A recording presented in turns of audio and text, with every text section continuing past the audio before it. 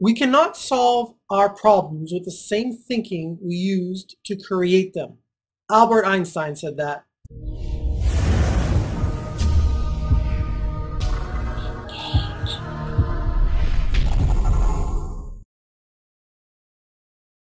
Hey everybody, this is Ray Stendall, publisher of Customer Engagement Magazine and the author of the Customer Engagement Manifesto. In this video, we're going to talk about the importance of continuously seeking out to solve problems, being self-reliant individuals at the core, and being part of a culture that rewards solving problems.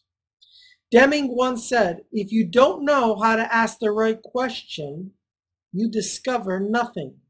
I think there's a lot of truth to that statement. So when Deming talked about this idea of continuously seeking out to solve problems, he was basically saying that it should be the C-suite or the executive suite's top priority to strive to constantly seek out and solve problems across the business, but particularly as it relates to improving quality and decreasing costs. They also saw this as being important as terms of being able to transfer this to employees.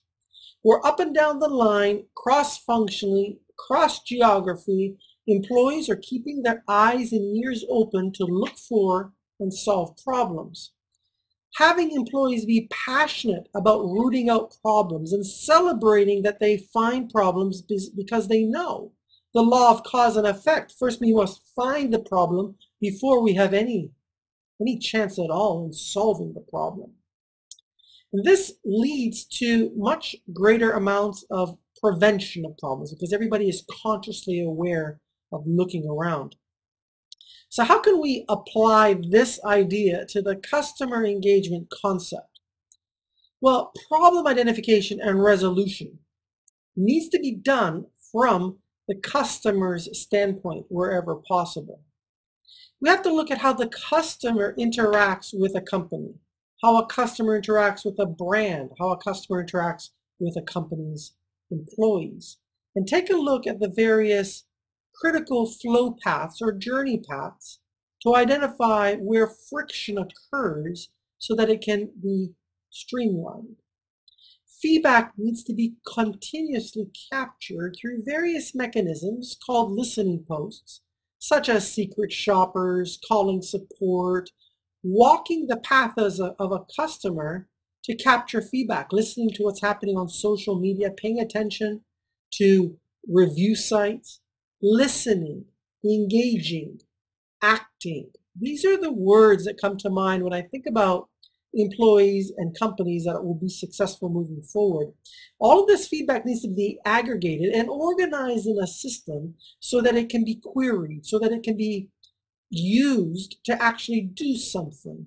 If all you do is listen, capture, and do nothing, customers will sooner or later realize that you're all talk and no action.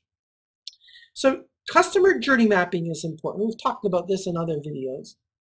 And customer experience transaction monitoring is important. What does that mean? It means that when a customer completes a business transaction and hands over their money or credit to purchase a solution, we need to capture feedback right then and there while the ideas and the emotions are running hot, whether they are happy, unhappy, or neutral.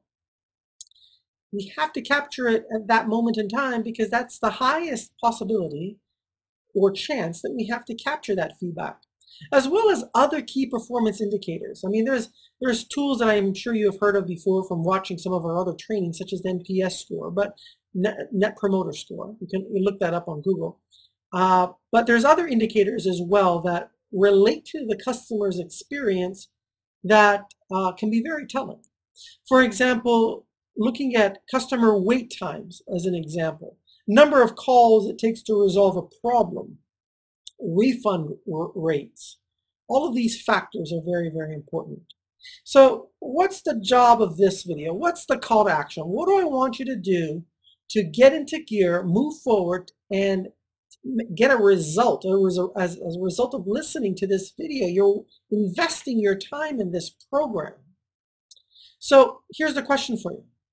How do you plan to root out and identify problems within your production process? So whatever it is that you do, if you're in a service sector, if you're a real estate agent, you're a mortgage broker, start thinking about, okay, what's my production process? How do I actually do what I do that I get paid for? How can I start rooting out problems in this way? If you produce furniture, or you are in a call center, or you produce high-end networking gear, ask yourself, what's the process that I go through to provide the value that I do? How do I go about rooting out problems? How do I categorize them? How do I organize them? How do I prioritize them? And how am I going to move forward and take action on solving them? How am I going to get my employees to celebrate the fact that they are finding problems that we can solve? You know, a few years ago, as I was a product manager in a software development operation, we used to have these bug parties. Now, bug parties are basically where the whole company, all day long, for a major release, goes and finds bugs. That's all we do. And we would celebrate finding bugs. The bigger the bug, the better. Because it's so much better to find a bug in your software than to have to be on the telephone with a customer who explains the bug to you. And I want to recommend that you do that in your own organization. So what are you going to do differently over the next 90 days? I mean, it's really easy to listen to me talk and take a few notes here, but what are you going to do moving forward as a result of listening to this idea and going back to your systems and your processes to make a difference? So that's what I want to leave you with. And I'd like to also just ask you, please comment and share on this video. Help us get the word out. This is a message that needs to be heard. We need to turn our economy around. We need to capture the greatness that we once had as an economy, as a society, and be more productive. Help me get the message out there.